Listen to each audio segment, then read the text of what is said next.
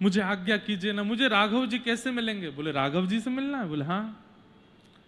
तुम्हारे पास जितनी संपत्ति है, जितना सामान है, सब लेकर के चलो। आश्रम में एक बहुत सुंदर उत्सव करना है हमें, उस उत्सव में हमें जरूरत पड़ेगी, सब ले जाकर के गुरु जी के आश्रम में लगा दो, राघव जी तुमको मिलेंगे। बोले गुरुदेव मुझ पर संपत्ति तो ज्यादा नहीं, पर ठाकुर जी के सोने के बर्तन और कुछ आदि हैं, ले चलो ले चलो, सबको ले चलो, ठाकुर जी को भी ले चलो। वैराग्यवती ने तो झटपट सब सामग्री रखी। गुरु के वचन अटल कर मानो, मेरे गुरुदेव कह रहे हैं राघव जी ऐसे ही मिलेंगे। सब सामान इकट्ठा कर लिया, ले जाने लगी।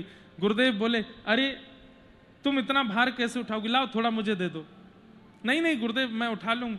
ठाकुर जी वाला तुम रख लो, ठाकुर जी अपनी को, बाकी सामग्री मुझे दो, मैं लेके चलता।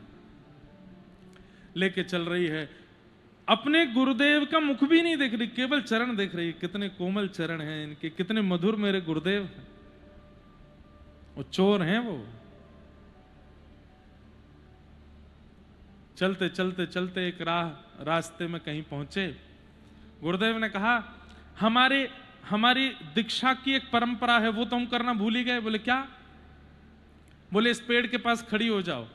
वैराग्यवती खड़ी हो गई, उसको रस्सी से बांध दिया वैराग्यवती को, और कहा ये सामान सब हम ले जा रहे हैं, आश्रम पर रख के आते हैं, जब तक हम आश्रम जाएंगे और लौट के आएंगे ध्यान रखना, हमारे आने के बाद ही ठाकुर जी तुमको मिलेंगे, जब तक मैं ना आऊं यहां से जाना नहीं। ये हमारी दीक्षा की एक परंपरा है, ये तब तुमको करना पड़ेगा। जो आज्ञा गुरुदेव, मैं कहीं नहीं जाऊंगी, आप जाइए।